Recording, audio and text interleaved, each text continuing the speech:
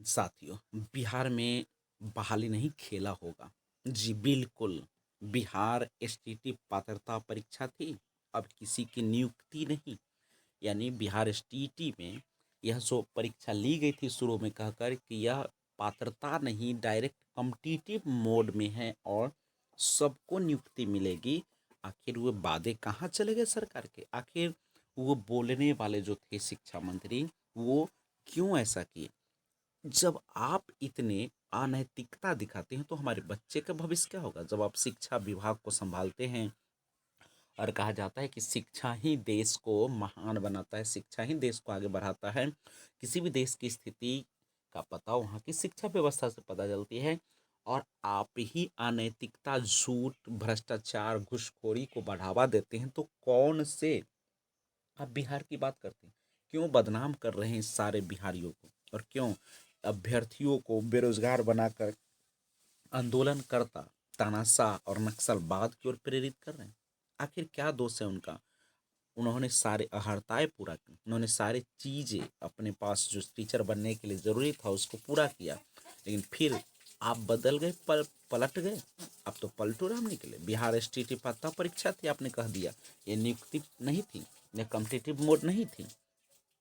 तो यानी बिहार में जो भी नौकरी करना है, आप करते रहे इंतजार, बीत जाएगी उम्र और लास्ट में आपको कुछ हाथ नहीं लगेगा। आप एक बेरोजगार बनकर एक नक्सलवाद बन के ही रह जाएंगे। तो आखिर जवाब दें।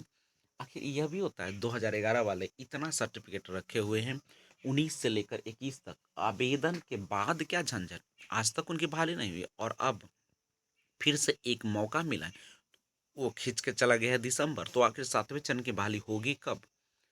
जब 18 अगस्त से 17 सितंबर तक अप्लाई करेंगे 2011 वाले, तो उनकी नियुक्ति पत्र दिसंबर के आसपास में दी जाएगी, नवंबर दिसंबर।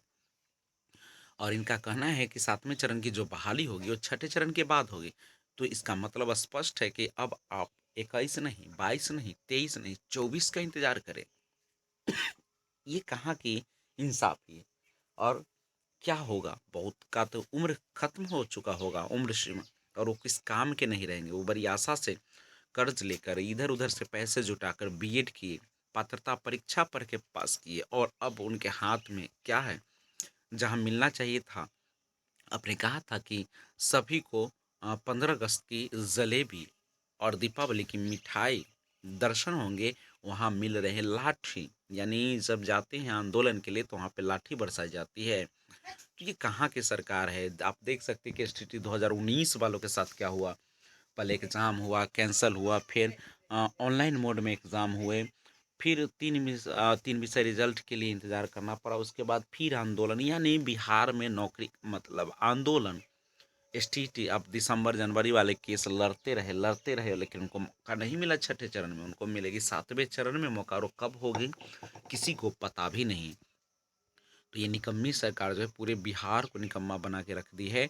और अगर कहते हैं कि बाहर जाने पर हमें इज्जत नहीं मिलती, तो ये सरकार के कारण, ये मंत्री के कारण होता है, ये यहाँ के लोगों के कारण नहीं होता है। जिस सरकार की छवि इतनी खराब है, जिसके बोलनी कथनी करने में इतना अंतर है, जिसकी मंशा ठीक नहीं, वहाँ की जनता का क्या हाल होगा? उसको क्या इज्जत मिलेगी? तो इन तमाम चीज़ों के बाद 7वें चरण की बहाली आखिर कब होगी? तो अंदाजा अब लगाया जा सकता है कि 23-24 के आसपास ये चली जाएगी। क्योंकि जब 21 के लास्ट यानी 22 के शुरुआत में मिलेगी छठे चरण वाले माध्यमिक और उच्च माध्यमिक को नियुक्ति पत्र, तो ऑफ कोर्स है कि उसकी प्रक्रिया बढ़ते बढ़ते बढ़ते 23-24 तक चली ही जाएगी। तो इन तमाम चीज़ों के बीच सरकार की मंशा में कुछ सही नहीं दिखती हुई, और लोगों को, अभ्यर्थियों को बलगलाने के सिवा ये कुछ नहीं कर रही।